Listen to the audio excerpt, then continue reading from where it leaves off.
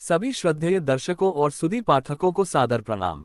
आज हम एक अत्यंत महत्वपूर्ण विषय पर विस्तारपूर्वक चर्चा करने जा रहे हैं, जिसका सीधा संबंध हमारे जीवन, पर्यावरण, कृषि और आने वाली पीढ़ियों के भविष्य से है। वह विषय है जल संवर्धन।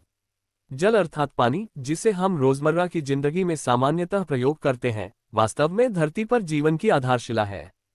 लेकिन जिस प्रकार से जल का दोहन और दुरुपयोग किया जा रहा है, वह न केवल पर्यावरण के लिए बल्कि मानव सभ्यता के लिए भी गंभीर चिंता का विषय बन चुका है।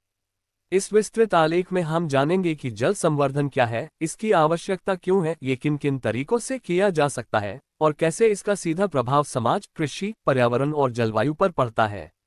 भाग 1, जल संवर्धन क्या है। What is water conservation? जल संवर्धन का अर्थ है जल के प्रत्येक बूंद का समझदारी और सतर्कता से उपयोग करना तथा वर्तमान स्रोतों को बचाए रखना, ताकि भविष्य में जल की उपलब्धता सुनिश्चित की जा सके। यह एक ऐसी प्रक्रिया है जिसमें जल का संचयन, संग्रहण, पुनरुपयोग, रीयूज, रिसाइक्लिंग और साथ ही वह भूजल स्रोतों का संरक्षण सम्मिलित होता है।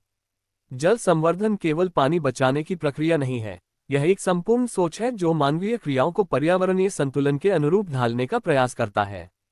भाग 2, जल की महत्ता, इंपॉर्टेंस ऑफ वाटर। 1, मानव जीवन में योगदान। मानव शरीर का 70% भाग जल से बना है। बिना जल के कोई जीवित प्राणी जीवन नहीं जी सकता।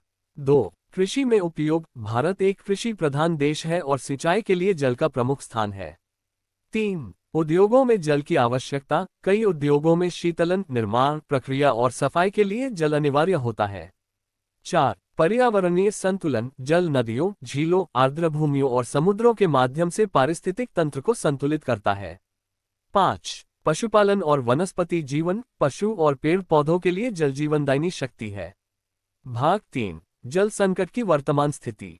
विश्व के अनेक हिस्सों में, विशेष रूप से भारत जैसे विकासशील देशों में जल संकट अत्यंत गंभीर रूप ले चुका है। भूजल स्तर में गिरावट, अत्यधिक दोहन और वर्षा जल के संचयन की उपेक्षा ने भूजल को खतरे में डाल दिया है। जलवायु परिवर्तन, बारिश के पैटर्न में असामान्यता, सूखा और बाढ़ जैसी आपदाएं जल स्रोतों को प्रभावित कर रही हैं। प्रदूषण, औद्योगिक अपशिष्ट, घरेलू गंदगी और रासायनिक उर्वरकों ने जल स्रोतों को प्रदूषित कर दिया है। बढ़ती जनसंख्या और जल मांग। अधिक जनसंख्या, शहरीकरण और औद्योगिकीकरण से जल की मांग कई गुना बढ़ गई है। भाग 4, जल संवर्धन क्यों जरूरी है।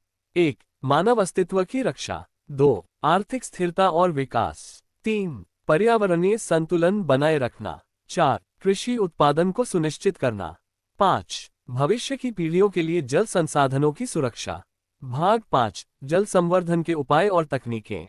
1, वर्षा जल संचयन, रेन वाटर हार्वेस्टिंग। 2, ड्रिप और स्प्रिंकलर सिंचाई प्रणाली। 3, पुनः उपयोग और रिसाइक्लिंग। 4, जल बैंकों और तालाबों का निर्माण। 5, भूजल पुनर्भरण, ग्राउंड वाटर रिचार्ज। 6, घरेलू जल संरक्षण उपाय। 7, जन जागरूकता अभियान। 8, सरकारी योजनाएं और नीतियां।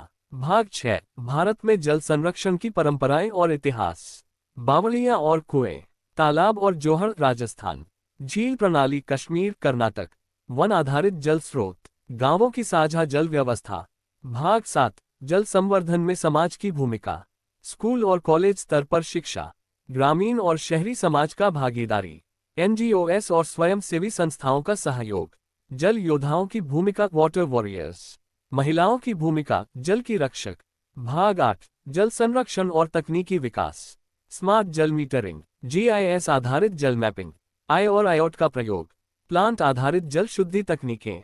सोलर वाटर पंप और ऊर्जा कुशल उपकरण। भाग 9, अंतर्राष्ट्रीय प्रयास और सहयोग। यूएन वाटर और sustainable development goal 66 Sudanese pounds. World water day 22 मार्च। अंतर्राष्ट्रीय संगठन और फंडिंग। सरहदी जल समझौते। भाग 10, जल संकट से जुड़े प्रमुख उदाहरण। केप टाउन, साउथ अफ्रीका का डे 0। चेन्नई जल संकट 2019। लातूर, महाराष्ट्र में पानी की रेलगाड़ी। भाग 11, जल संरक्षण पर प्रेरणादायक कथन और श्लोक।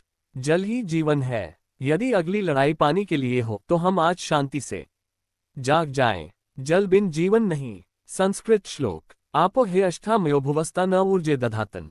महिर्नाय चक्षसे, ऋग्वेद। समापन। प्रिय दर्शकों और पाठकों, इस विस्तृत चर्चा के माध्यम से हमने जल संवर्धन की गहराई को समझने का प्रयास किया। जल की प्रत्येक बूंद अमूल्य है और यदि आज हमने सचेत होकर कार्य नहीं किया तो आने वाली पीढ़ियां जल की एक एक बूंद के लिए तरसेंगी।